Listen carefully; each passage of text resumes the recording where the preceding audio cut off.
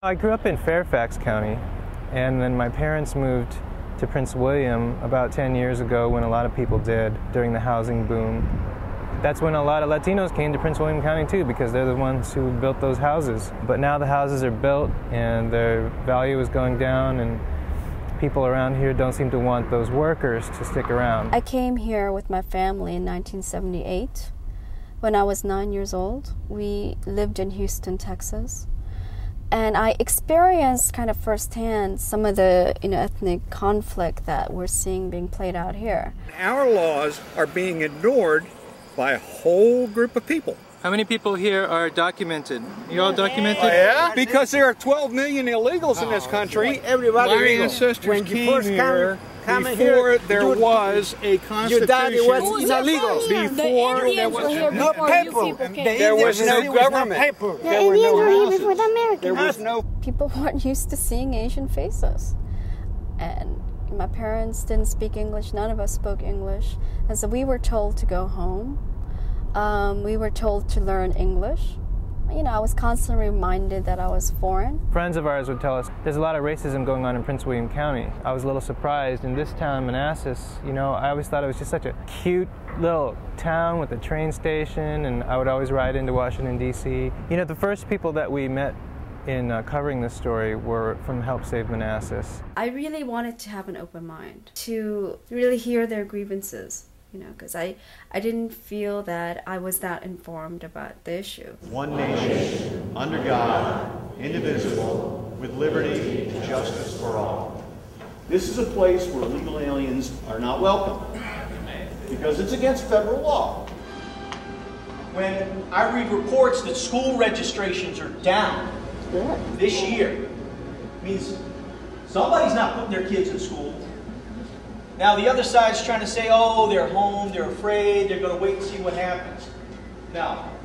My ears on the street tell me people are leaving. They used to go, we own this ground, we're going to take it back.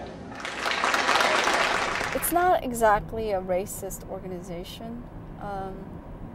There are probably some racist members there, but they had some legitimate concerns. I heard people saying the hospitals were crowded, schools were crowded, people were speaking Spanish, they were living in overcrowded housing, they were keeping chickens in their yards, they were growing corn in their yards. There was a gang problem because of illegal immigrants. I did a lot of door knocking. I knocked on a lot of doors. I spoke to a lot of constituents. And one thing that started coming up time after time after time was housing overcrowding. Somebody would say, there's 30 people living in that home down there. That creates unsafe conditions. The overcrowding with multiple families in a single family residence puts enormous pressure on the school system. With most of the grievances, it had really nothing to do with their documentation status. For instance, any one of us could live in overcrowded housing, But I think people are bothered by overcrowded housing because they see that as a sign of cultural poverty. People keeping chickens in their yard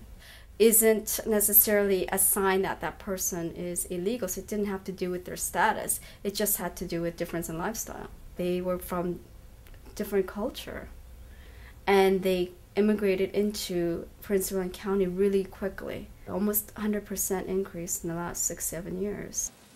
It's about an invasion of this country. This country is being invaded no less than if hordes of armed people came across its borders. This invasion is not armed, but they've got weapons. The weapons they use are their anchor babies. This invasion is being funded by foreign governments. It's being encouraged by foreign governments.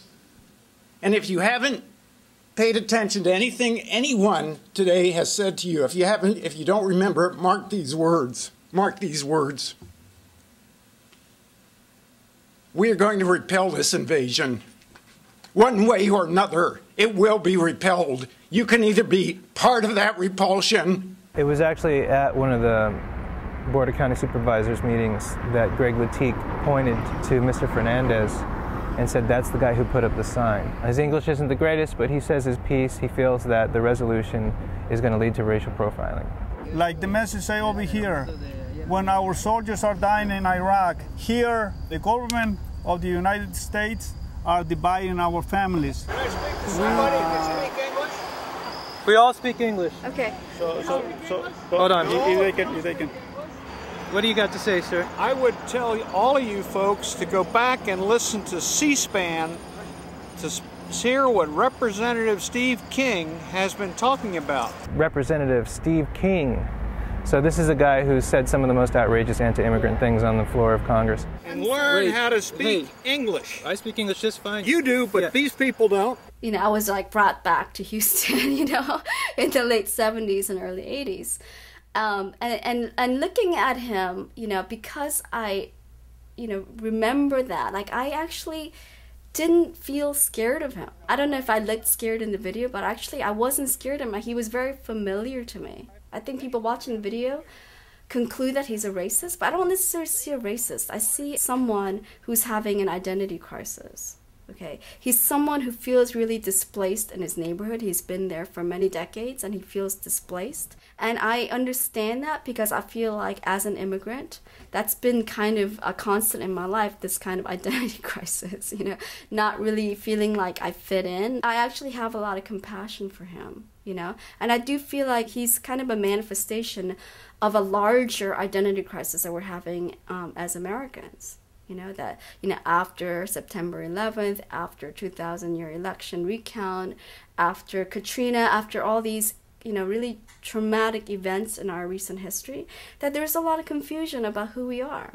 What I want to say to him and the immigrants who were gathered there that day is that, you know, we're all in this together. Are you an immigrant? I was born here. Okay, you were born here. Your mom's an immigrant. My mom is.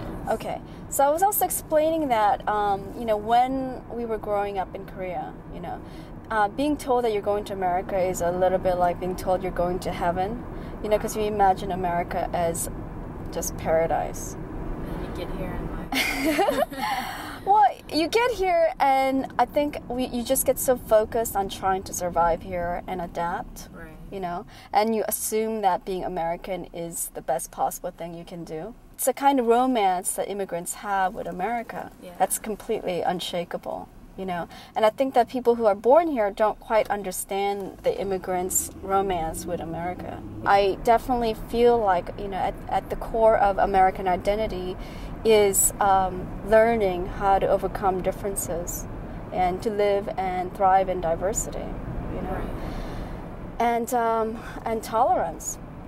And that is at the core of the Constitution, you know, and that is it's the foundation for the democratic process, right? That you take, you know, diversity of opinions and you create this process by which you make one collective decision, right?